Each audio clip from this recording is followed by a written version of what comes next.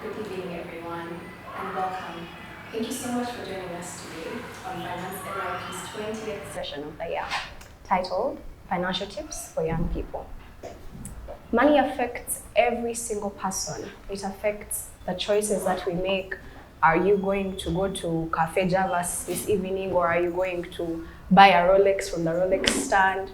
It affects our opportunities. Are we going to go for that seminar in the other country that we wanted to, or are we going to have to stay back home? It affects our stress levels. Do we have enough money to do what we wanted? Right? This session is going to help us to deal with that. It helps us to manage our finances. It's not just about how much money we're making or how much money is flowing into our bank accounts. It's how we manage that money. So in this session, we're going to be understanding the basic concepts of money, looking into sustainable practices, and what practices we can use in our everyday lives. My name is Muzaki Kirungi, and I'll be the moderator of this panel. Now, I'm currently a student at Makerere University Business School. I'm studying for my bachelor's in business administration, and I'm a youth empowerment advocate. Joining me, we have two amazing panelists, Emanzi, Micky, and David Kuteesa. Yeah. David Kuteesa is Chief Financial Officer of the mentorship class. He is also a youth advocate. Emanzi Micky is also a panelist. He is studying at Uganda Christian University. He is studying his civil engineering course. Yes, please. And also, he is on the swim team of Uganda Christian University. Yes. Amazing. And Emanzi, what are the most important concepts that you think someone young should know of? Well, for me, I would have actually three that come to mind. The very first one is money is a tool, not the thing. If your focus is money, right? If money is the only reason you're doing something, then you'll never have enough of it, because you'll reach a point where you have to do something you wouldn't imagine yourself doing simply for the reason of getting money. So if your reason for seeking money, maybe upping your finances, is deeper and basically, if it's better than just simply having the paper, then that's a better perspective to have. So the second would be budgeting. We've had that one so many times, it has become a cliche. But I think one thing you should know is a thing becomes cliche because of how important it is, or maybe how much it has been used. Things don't become cliche because they are not practical. So if they say budgeting, you hear it today. And we're going to talk more about it, but generally budgeting and investment. Those would be the three. I love the way you laid the foundation. It's really going to show us that money is a concept that needs to be understood. It's not really complex, right? So let's get into our second topic, money and decision making. Now, we've understood certain concepts. We've understood that they're not really as complex as they seem. Sure. You just need to understand them. So my next question to you would be, how would understanding money actually affect the younger people's decisions? Personally, I believe when you understand money, you get to step out of your own mind. Like, you get it from a different perspective. Let's say, for example, you're understanding money in the context of impact. Money, it ceases to be just a paper and a way you can influence your environment. Let's say maybe you're looking at money not as the thing you're going to use to buy your next car, your next iPhone. The 17 has just come out, so a few people are thinking about that. But if you're looking at it as a means to make impact, you won't be just seeking money to buy these things. You'll be wanting, how can I change someone's life with the money I'm going to make? So first of all, it opens up so many avenues for you to seek money. If you're looking at it in impact, you're going to prepare a plan to pitch to people who have more money that maybe they can know how to use. So you can divert some of that money to improve someone's life. And of course, as you are improving someone's life, it's going through you. So your life is obviously going to be improved as well. David, Yes. how do you think the knowledge of these concepts affects or is important to the young person's life, to their decisions? To their decisions, I think the first thing that comes to my mind is when I realized when I was 15 that you won't always have money. Like honestly, you won't always be in your father's home. You won't always have, let's say you get a job in university, you get a job and you have a side gig, but all the time you're just splurging that money anywhere you want. And when you understand that money won't always be there, and you realize that the different ways you lose and you can gain from your behaviors and what you invest in, and you learn it earlier on, trust me, it will put you at a level where your other peers won't be able to understand. Because one thing about investment or about savings or about growing your wealth or even developing generational wealth is that the biggest power that we have is our time in terms of our age. Because you realize that if we're able to set up investments when we're younger and they compound, if the investments offer an interest rate, let's say unit trust, and they compound over 20 years, over 30 years, the longer they stay in, the bigger the outcome. And the more consistent that you have, the more consistent that you invest into that said investment, the bigger the amount of money that comes out at the end. And it betters your in the long term perspective, it helps you have a better life when you're like 40, 50, 60, when there are more things to be scared of losing. Let's say, because when we're young, there are less risks that we have. And because when you're young, you can make a faulty investment, you can invest somewhere and then you lose all the money. Let's say you lose like 500,000, but it won't hurt you as much as a person who is 30 years old, has a child on the way, already has like a 2-year-old, has a wife, has a house to take care of, and cannot simply take those risks that you have. So when you understand money at a young age and the principles that have it, you'll be able to take more risks because you have nothing to lose. As long as you have where to eat, where to sleep, and at least your education is taken care of, you're good to go. So when you understand these principles early, you'll be able to take opportunities that you wouldn't be able to take when you're older. Yes. Exactly. So we've been looking at the concepts, the basic concepts surrounding money, so that when someone next brings up budgeting, you're not going to look like a deer caught in headlights. You know what budgeting is. You know at least something to do with budgeting and income and expenditure, and also why is it important. So now that we've understood what the terms around the money is and why it's important, let's look at some practical ways we can actually behave with that money. So Emanzi, what does responsible financial behavior look like to you? First of all, I would term it as discipline. And I feel like budgeting, the things that we are mentioning now, they seem like such cliches, but it's really the same thing as looking at salt. If someone told you, oh, pass me that salt, you know what salt is, you know that things can be salty, but when they ask you what is salt, like, okay, if I put it in this, now let's go into chemistry. If I put salt in this, what is it going to do? Like, now, knowing and understanding what money does is like budgeting the salt, and now understanding that, okay, in budgeting, there's calcium carbonate, there's there are these bits of salt. So when you understand budgeting, that will help you now understand how am I going to apply it. For a university student that I am right now, budgeting may sound a bit grand because I may think, oh, I have to start making salary 1 million budget, or maybe I have to first start working and making 5 million before I can budget. Yeah. But that's really not how it works. You can start with what you have, and basically that's my view. Hopefully I answered the question. Now, in your experience, could you just give us something that happened recently that you saw with your own eyes? Okay, this is what responsible a responsible person would do with their mind? Oh, okay. That's there are very many. These are mistakes that I have seen and maybe done, but I wish I wouldn't have that. But you learn from your mistakes.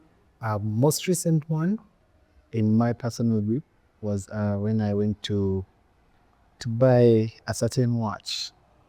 I love watches. I know for the people that know me, I love watches so much.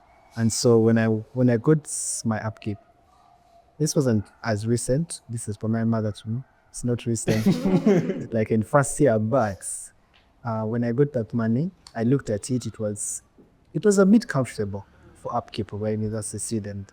And so I said, but now I can use this. I think university, I can survive on like 5K and get do it. So I didn't even calculate how many days I would have. And so I got the certain amount, I'm embarrassed to say it, and I bought my watch. And I looked at it, I was very happy that day. I think the second week of university, I started to realize that things are not going to be so good for the next 7 months. And so from that, I learned. That's when the budgeting actually fell into my thoughts. I had just looked at it as cutting money here, and then you put it somewhere. But when I thought about it critically, I started to realize that the money I get is not being exactly replaced.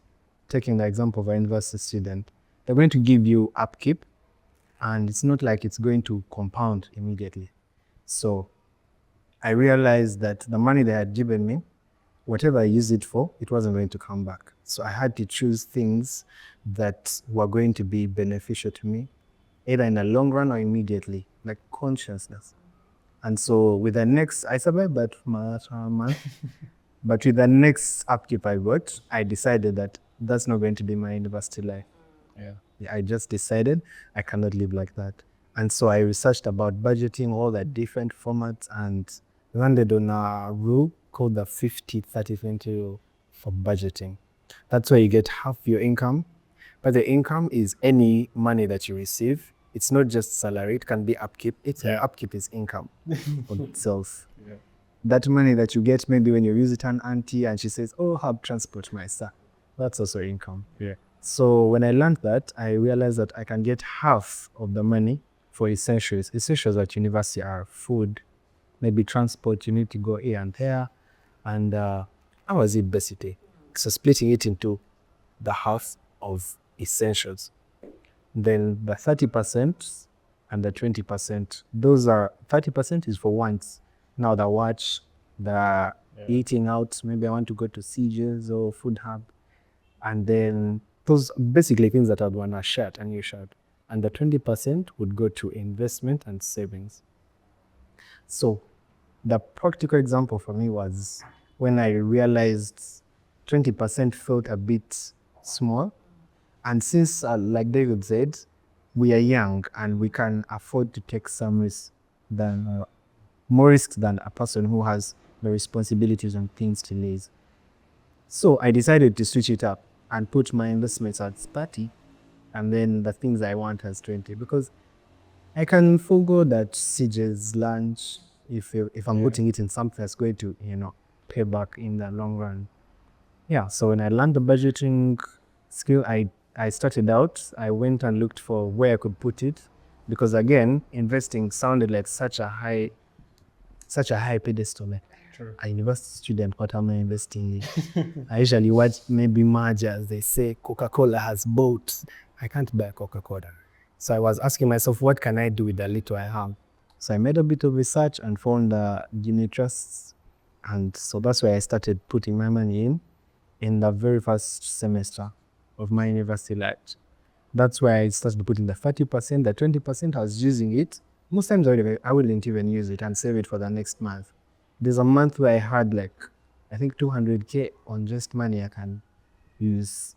And I feel like at first it felt scary to be in a place where I'm not sure of my next month. But the fact that I had this money, I knew I had budgeted for my needs. So I wasn't going to go hungry, and I have this to back me up. That helped me greatly. Sure. And before I knew it, I realized that budgeting is not really just for the people who are earning. It's essential for every single one of us. So in the practical sense, that's how I place budget. So what I'm hearing is that sometimes you're going to have to sacrifice for the future. Now, David, in your experience, what has responsible finance looked like to you? Maybe you could have seen it from someone else, or you could have also experienced it. Responsible finance. I have something that I started that is good, and then something that I did that was bad. Actually, two that were bad, sorry. So the first one was I read Richest Man in Babylon. It's a very good book in case you're interested to growing and learning more about how money operates and the psychology behind money. That's a good book to start with. And there was one principle that impacted me totally, is that for everything that you earn, put 10%. Gift from mom, gift from dad, 10% on the side. Do whatever you want with the rest of the money. Yes, you can follow the 50-30-20 rule. I highly advise that one. But in case it's in small amounts of money, like let's say it's a 10K, 50-30-20 won't. I don't know if it will apply, but if you can, you do you. But just put 10%, put 1,000, and as long as you make it a principle, trust me, it will grow, because you realize that one day you receive 10K, that's 1,000. Next time you receive 20, that's 2,000. Put aside 50, that's 5,000. When you come back to 5,000, you put 500. You're very dedicated with that principle. And over a space of 6 months, you realize that, hey, you guys, the amount of money I put aside just on 10% alone, that's when you're doing 10%. But if you put 20% like Emanzi, man, you have more than enough money to put aside. And that's what I did this year. And like Emanzi, I put it in my unit trust as well. And one thing that I regret doing is that my friend called me one time in vacation, and and he said that, you guy, let's try trading. Yeah, trading. Like, one thing I would say, if you're taking on an investment, please have knowledge on it before you just put your money there. I put a certain amount of money. I won't mention his name. I'm sure he's listening. I put a certain amount of money there, and let's just say I saw the tracking, they call it the needles, and I just saw it drop. And you're seeing all that money just go like this, and you're like, you guys, what have I done? It was within 5 minutes, guys. 5 minutes. 5 minutes, I lost a lot of money than this. And then the lesson from that is, please know what you're investing in. And then the second one was, I gave out a certain amount of money to a friend. And one thing I learned from that encounter is that always understand who you're giving the money to and interrogate. Yeah, I know it can seem like you're coming from a bad place. Some relatives may say, why are you doing this to us? We're family, we're friends. But at the end of the day, being family and friends don't bring back the money back to you.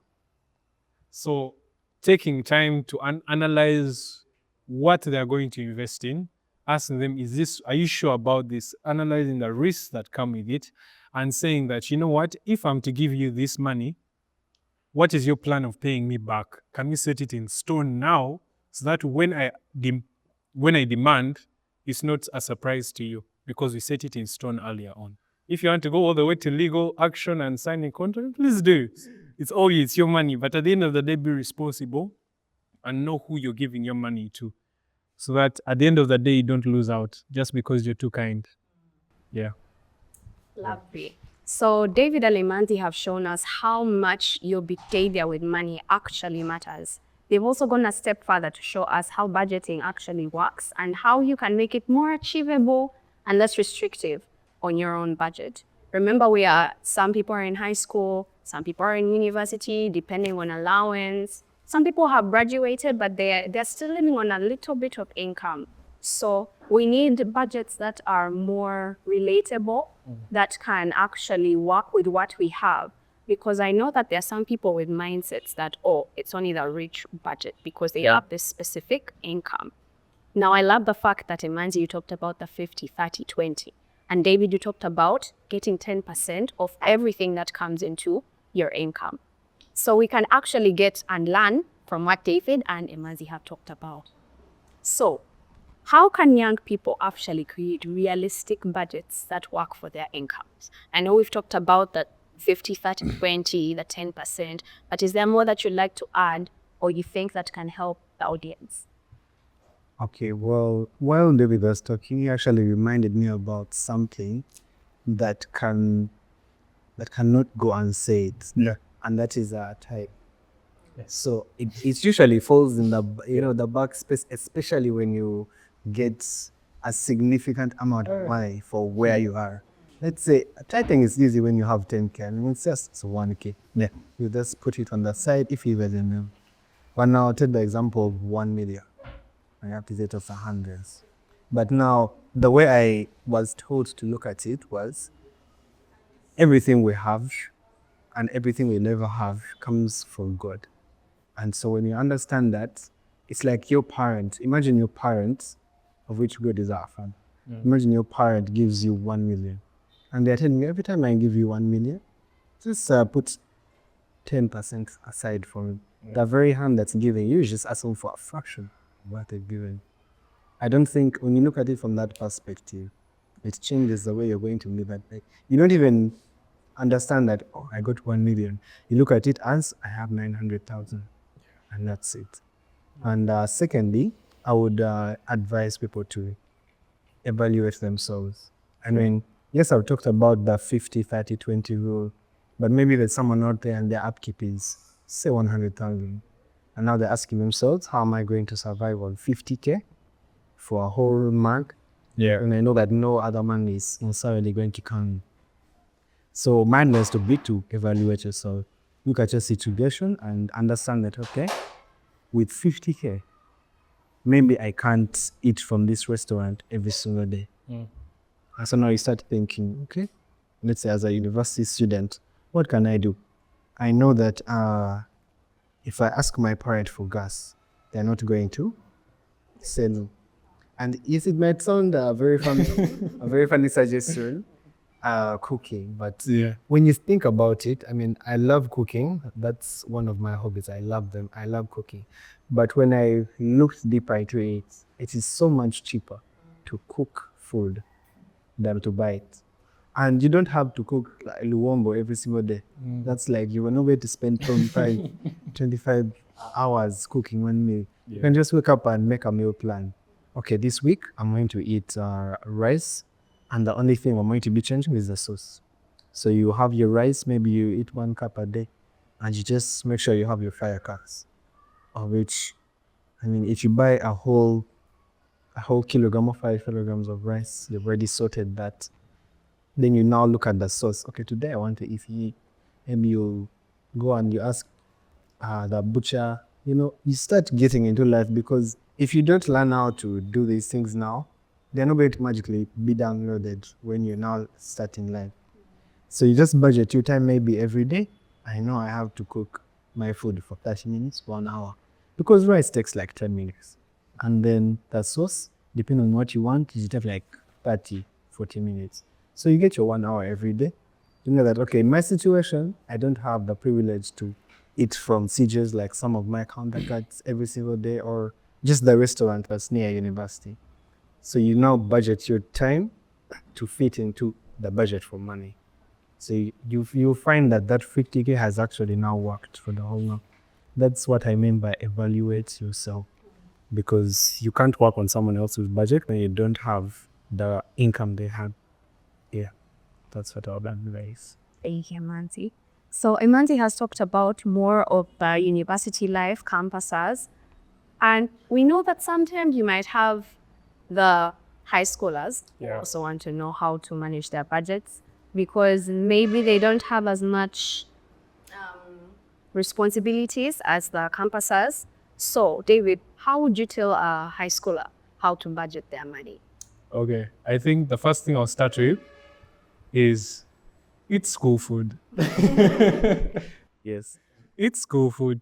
Honestly, I don't know how much money I wasted in high school, because honestly, I realized that high school was the time when our parents used to give us free money from the bottom of their hearts. And now it's just they're slowly leeching us off. And if I was serious enough in S1, I would be a very rich man. And you realize that in high school, first of all, you're not paying for where you sleep, and there's free food. Okay, it depends on the school that you go to. The food may not be as good as you expect it, and some may have health issues. But at the end of the day, food is food.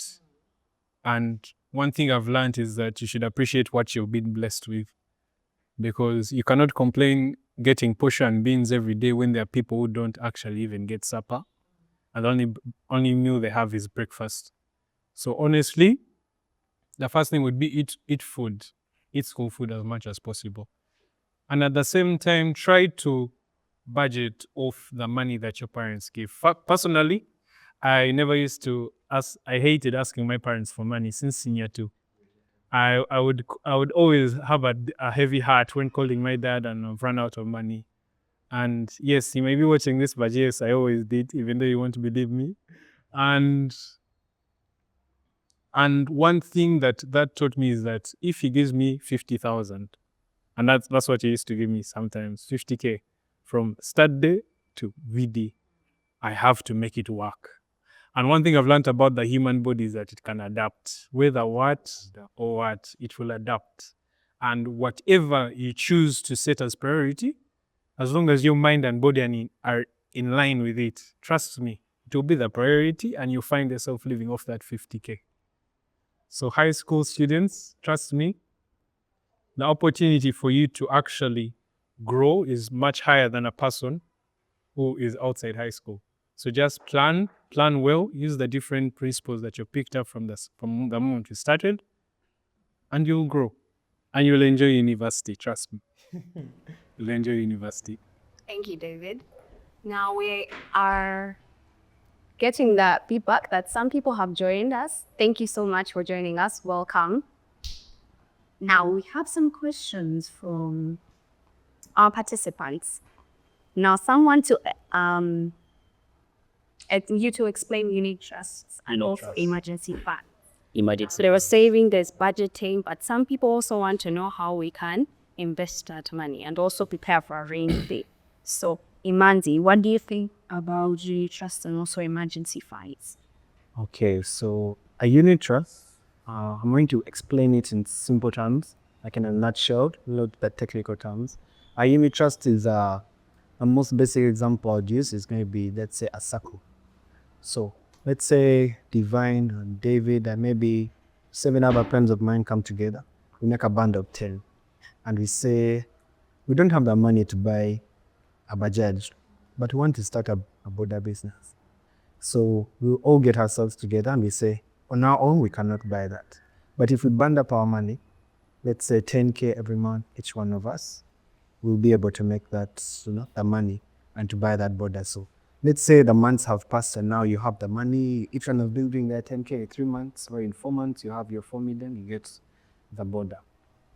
So the unit trust is more or less like, now let's call it the border. It will be the vessel that's bringing back money for you while you are putting in the same amount. Let's say it needs maintenance. So you keep putting in the 10K. But it's not that it's going to be lost, because the beauty with the unit trust is it's a very secure investment. It's done with the insurance companies and mostly insurance companies. I wouldn't say banks, but no. So a unit trust is like people banding themselves together to give money to someone who has the knowledge and the capabilities to invest it in something bigger. Like one person cannot buy a company, but if 100 people came together and each gave 100,000, they can buy, let's say, Coca-Cola. And now Coca-Cola starts, making its business and it keeps returning. Some of the profit that they make goes back to you who is putting money in them. And so a unit trust, the interest rates that a unit trust has are basically the profit that these companies are making from the money you give them. Because on their own, they also don't have the money to invest in these things, but they have the knowledge and the know-how and the know-who to invest this money. So unit trust is basically that. So safe investments, like me giving you my money so that you can invest it and give me back a bit of what you made. Yes, That's what I would explain my unique. Yeah. Lovely. And David, what do you think of an emergency fund? An emergency fund. You would basically describe it as if you stopped doing what makes you money today, how long will you survive? That's basically what an emergency fund is. And the earlier you start doing it, the better chances you have in case of a crisis in your life.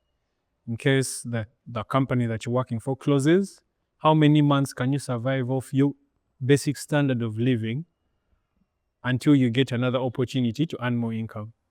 And one thing that helps us if we start early, especially us as the youth, is that if we have an emergency fund, one thing it helps is, okay, I wouldn't advise using any emergency fund for parties or any abrupt expenses, but it's not an emergency.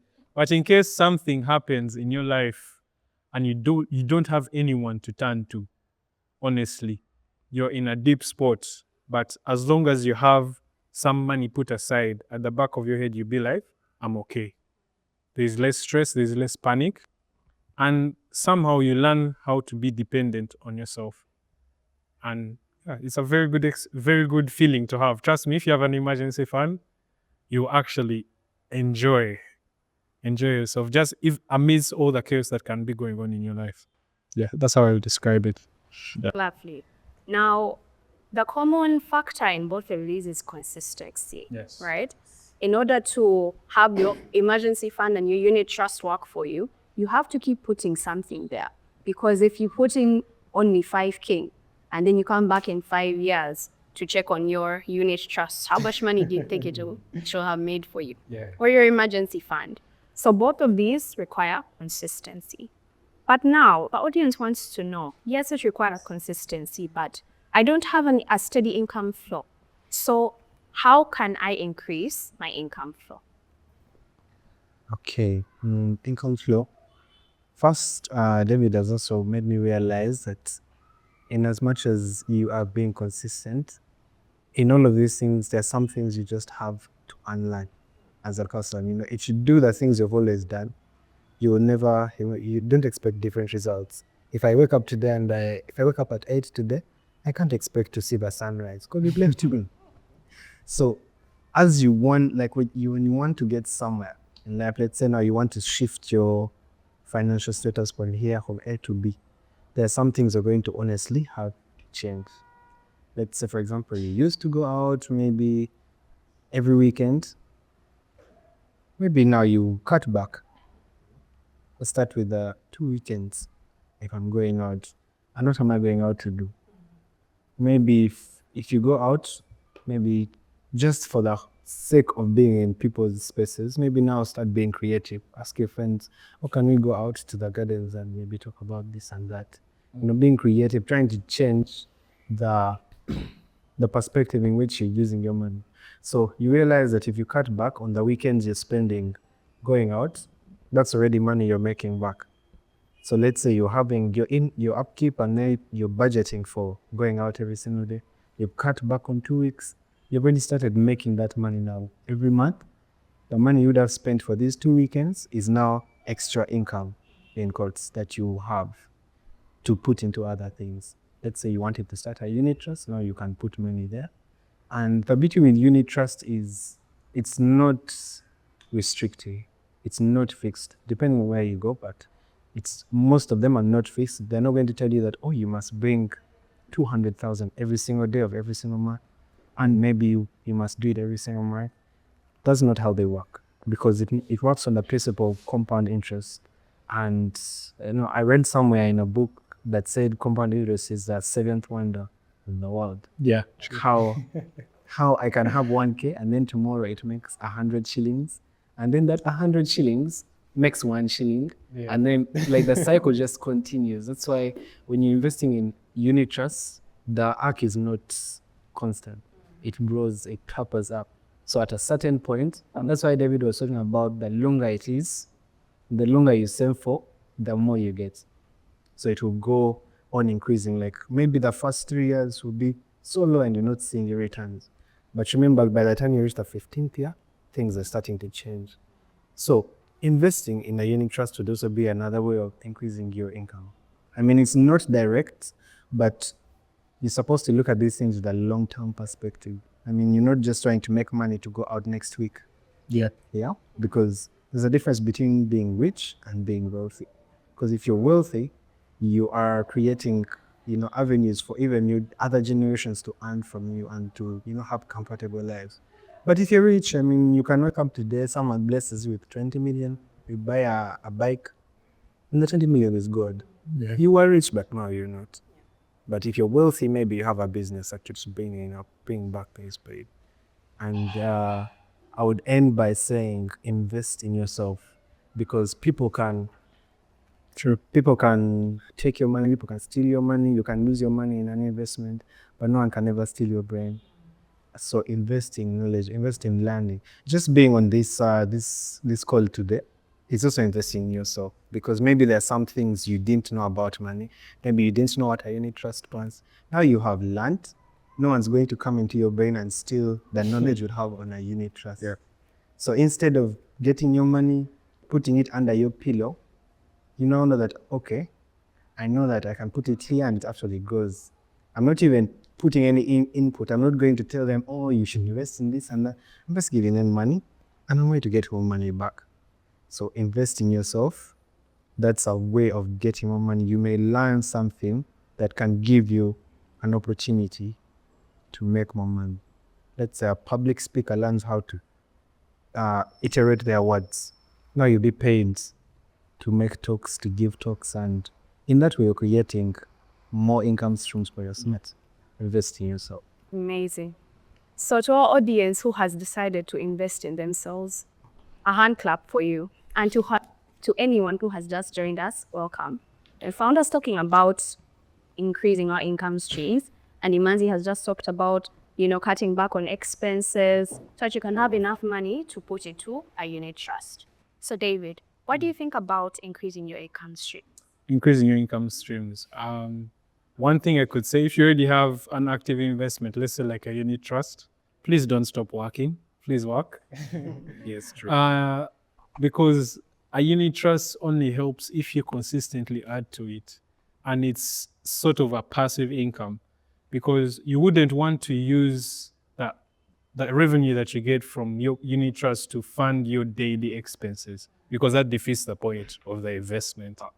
So a unit trust is more long-term, but make sure that you find ways to invest in the short-term things. If you have a job, stay consistent at it. Plan strategies to grow in your position.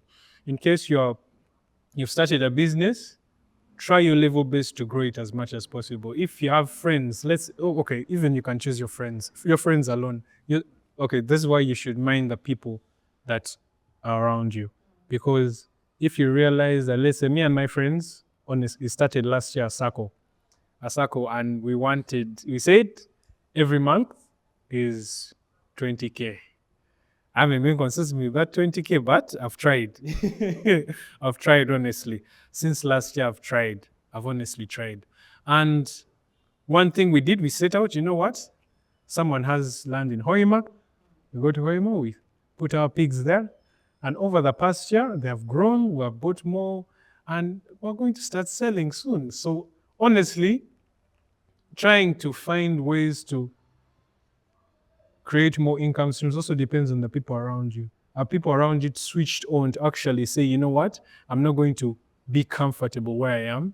I need to find other things to solidify my comfort, like to be able to say, you know what, even though I lose my job today, I'm okay. I'm honestly okay.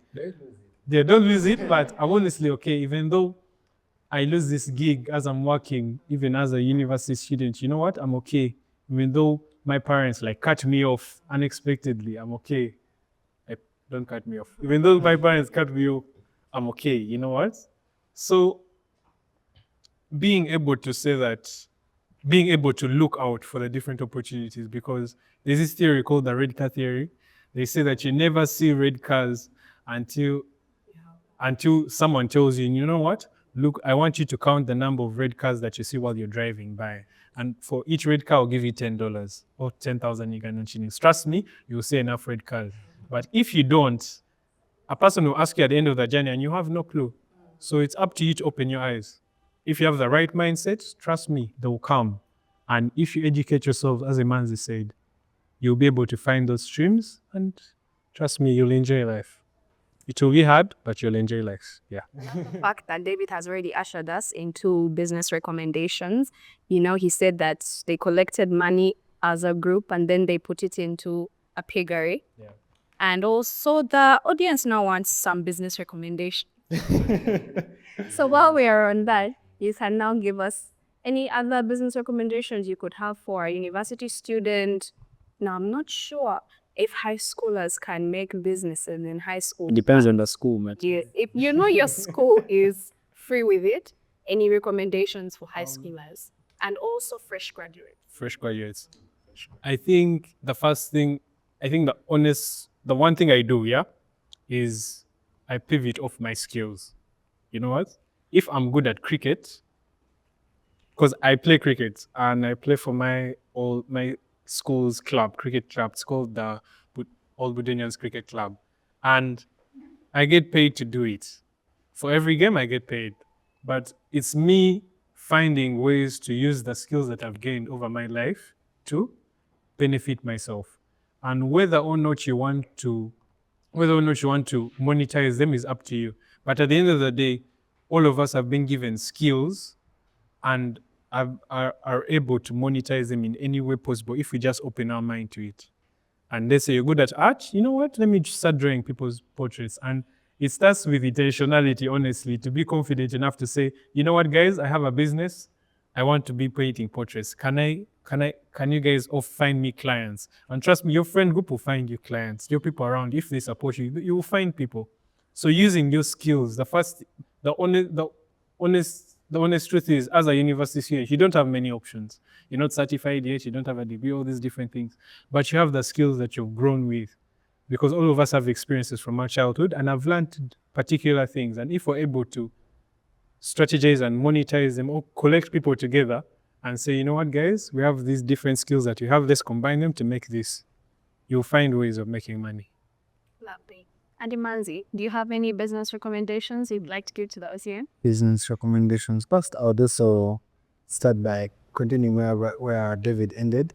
I actually did, in my vacation, I did a lot of art. I love art and I do art.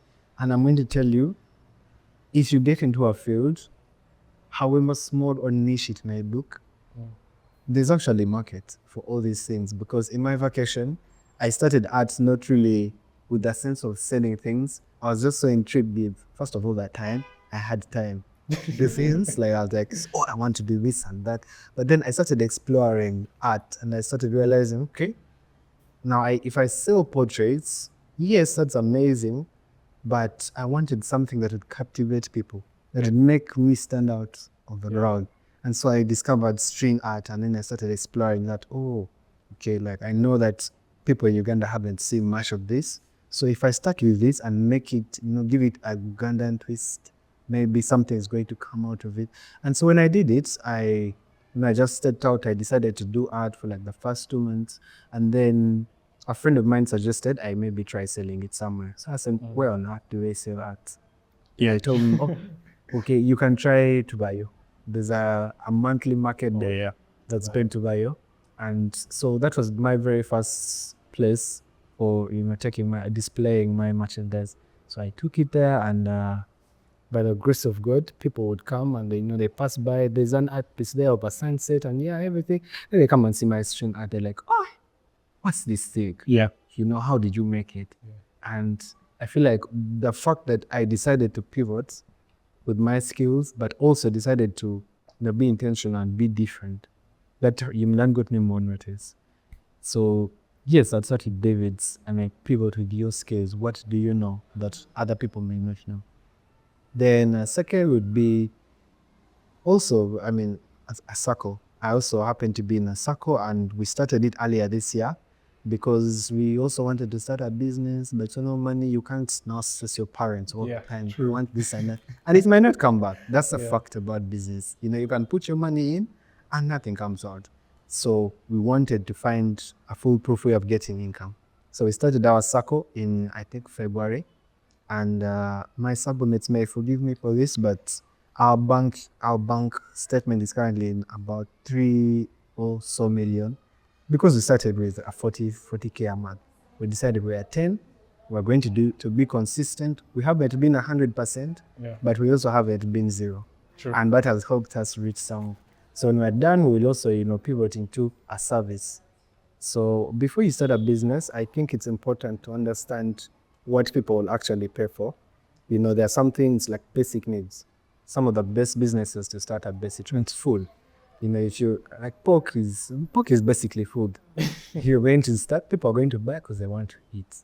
Maybe if you want to buy a judge, because for us that's our goal, we want to buy a boda and find someone to move with it. You'll be in town, there's traffic. Whether you like the judge guy or not, whether you like his face, you're going to board the judge. And that is a service. A basic need, transport, maybe food.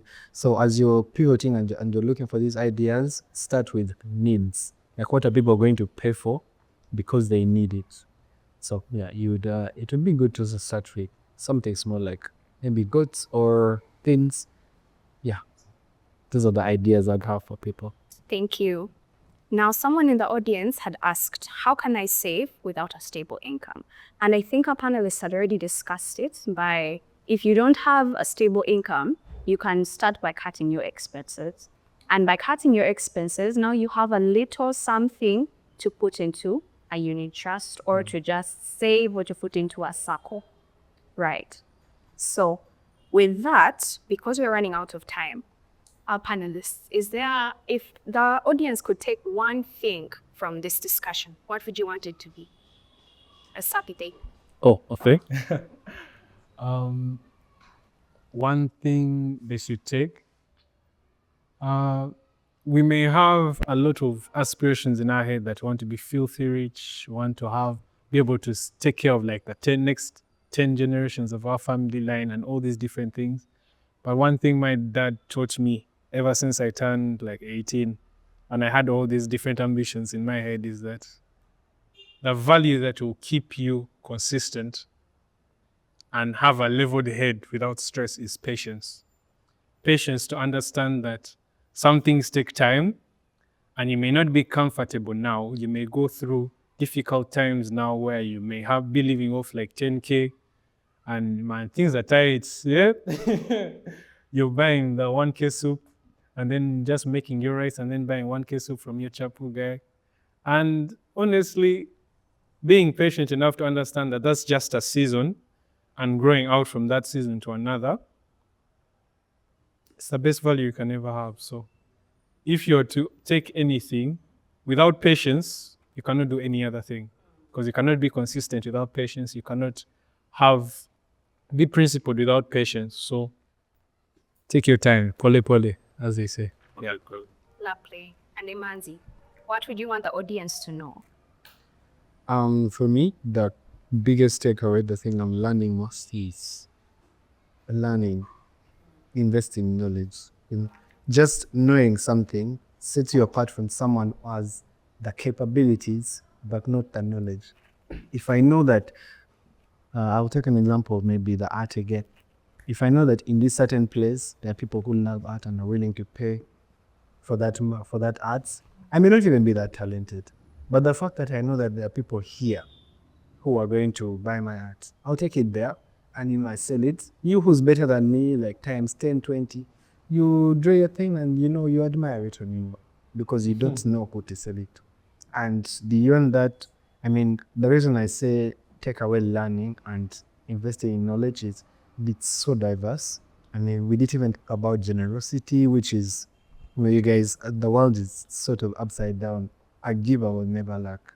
So with knowledge, if you're investing in knowledge, somewhere, somehow, you're going to find out that, okay, if I'm generous, I'm giving out, I'll never lack. And one of my goals is to give back to community, to do this and that.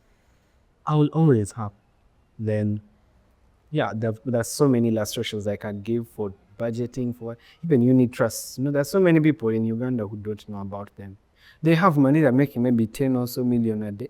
So yeah, even a day, it's possible. Yeah. It's possible. But the fact that they don't have the knowledge and they're not taking the time to step out and look for that knowledge. True. It's already setting them behind. Now you, who maybe has an income of 100K a month, you know about a unit trust, you're putting your things aside diligently. In 20 years, this guy will still be earning his 10 million and his net worth is like maybe 20 million. For you, you're earning now a 1 million, but your net worth is like 40 times his salary because you knew. So investing in knowledge, just learning and learning, because knowledge can never be taken from you. Yeah. That's the one thing I'll tell people to go away with. Lovely. So, in summary, patience, making research, consistency, investing in yourself. Thank you so much for joining us, our panelists, David and Emanzi.